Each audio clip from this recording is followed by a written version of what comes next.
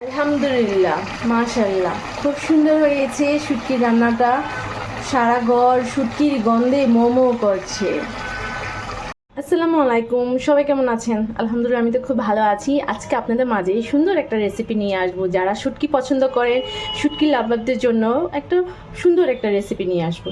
তো আমি আজকে একটু অন্যরকমভাবে শুটকিটা রান্না করব। তাই এখানে প্রথমে দিয়ে দিয়েছি পরিমাণ মতো তেলে আমি দিয়ে দেব পরিমাণ মতো পেঁয়াজ কুচি, তারপর দিয়ে দেব রসুন কুচি, যেটা শুটকিতে না দিলেই হয় না। আমার কিন্তু অসম্ভব ভালো লাগে শুটকিতে রসুন কুচি, তাই আর একটু রসুন কুচি দিয়ে দিলাম। এখন একটু নাড়াচাড়া করে নেব। দিয়ে দিব পরিমাণ মতো লবণ, আর দিয়ে দিব অনেক ঝাল ঝাল শুকনো মরিচের গুঁড়ো, দিয়ে দিব হলুদ গুঁড়ো, একটু কাশ্মীরি মরিচের গুঁড়ো দিয়ে দিব কালার হওয়ার জন্য, দুটো তেজপাতা দিয়ে দিলাম। এখন মশলাগুলি ভালো করে মিশিয়ে নেব। তারপর দিয়ে দেবো এখানে একটু পানি, যাতে মশলাগুলি না পুড়ে যায়। তো আমি এখানে একটু পানি অ্যাড করে দিলাম। এখন মশলাটা একটু কষিয়ে নেব। মশলা কষানো হয়ে গেছে। এখন আমি দিব সেই কাঙ্ক্ষিত জিনিস, যেটা দিয়ে আমি আজকে শুটকি রান্না করব, এই যে কাঁঠালের বিচি। তো এখানে আমি আগে থেকে কাঁঠালের বিচিটা কুচি করে কেটে রেখে নিয়েছি। এখন আমি এটা দিয়ে দিব মশলার সাথে। ভালো করে মশলার সাথে কাঁঠালের বিচিটা মিশিয়ে কষিয়ে নেব। আপনারা কে কে কাঁঠালের বিচি দিয়ে শুটকি পছন্দ করেন আমাকে অবশ্যই কমেন্ট বক্সে জানাবেন। ও হ্যাঁ, বলতে তো ভুলে গেলাম, আপনারা কে কোথা থেকে দেখছেন অবশ্যই আমাকে কমেন্ট বক্সে জানালে আমি আপনাদেরকে ধন্যবাদ জানাতে পারবো।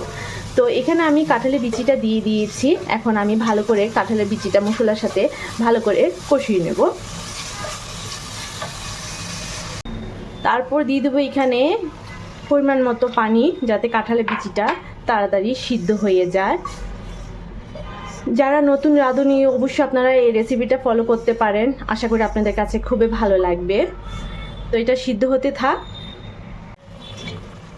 তো এখানে সিদ্ধ হতে দিয়ে দিয়েছিলাম কাঁঠালের বিচিগুলি এই যে সিদ্ধ হয়ে গেছে। এখন আমি দিয়ে দিব যে সবজি দিয়ে আমি কাঁঠালের বিচি দিয়ে শুটকি রান্না করব, সেই সবজিটা এখন দিয়ে দেব। এই যে এই ডাটা শাক দিয়ে আজকে মানে শুটকিটা রান্না করছি। তো এখানে আমি এক একে ডাটা শাকগুলি দিয়ে দিলাম। তো এই যে ডাটা শাকগুলি দিয়ে দিলাম। এখন ভালো করে কাঁঠালের বিচির সাথে মিশিয়ে হালকা করে একটু কষিয়ে নেব। ডাটা শাক দিয়ে কিন্তু এই শুটকিটা খুবই মজা। এক প্লেট খেলে আরেক প্লেট খেতে মন চাবে ভাত। অনায়াসে ভাতে পাতিলে একটু ভাত বেশি দিতে হয় এই শুটকিটা যখন খাওয়া হয়।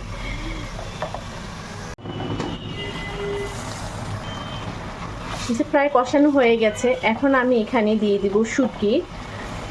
তো আমি এই শুটকিটা নিয়েছি ভালো করে গরম পানি দিয়ে, হালকা গরম পানি দিয়ে ধুয়ে নিয়েছি। এখন আমি শুটকিটা দিয়ে দিলাম।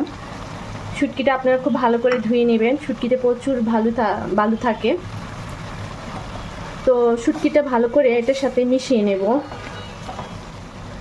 ডাটা শাক দিয়ে কাঁঠালের বিচি দিয়ে শুটকি সেই মজা।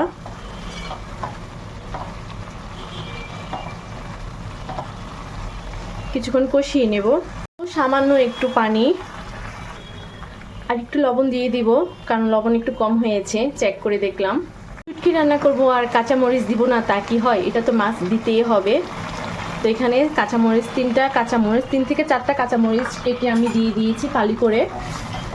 যে যেমন ঝাল খান, যেহেতু আমি এখানে গুঁড়োমরিচ দিয়েছি তাই এখানে কাঁচামরিচটা 3-4টা কাঁচামরিচ দিয়েছি। তারপর দিয়ে দিব ভরপুর ধনেপাতা। তো এখানে আমি ধনেপাতা দিয়ে দিচ্ছি, যেটা না দিলেই হয় না। এই তো হয়ে গেছে আমার শুটকি রান্নাটা। তো ডাটা আমি বেশি নরম করব না, একটু শক্ত শক্ত ভাব রাখবো, বেশি নরম হয়ে গেলে খেতে ভালো লাগে না। তো কেমন হয়েছে অবশ্যই আমাকে কমেন্ট বক্সে জানাবেন। আর যারা খাননি অবশ্যই ট্রাই করে খাবেন। আর যারা এইভাবে খেয়েছেন কাঁঠালের বিচি দিয়ে ডাটা দিয়ে শুটকি, তাদেরকে তো অনেক ধন্যবাদ। আবারও আপনারা খেয়ে দেখবেন, অনেক মজা। তো আজ এ পর্যন্তই। সবাই ভালো থাকুন, সুস্থ থাকুন, নাসরিন সানি ব্লগসের সাথে থাকবেন, সবার জন্য দোয়া করবেন।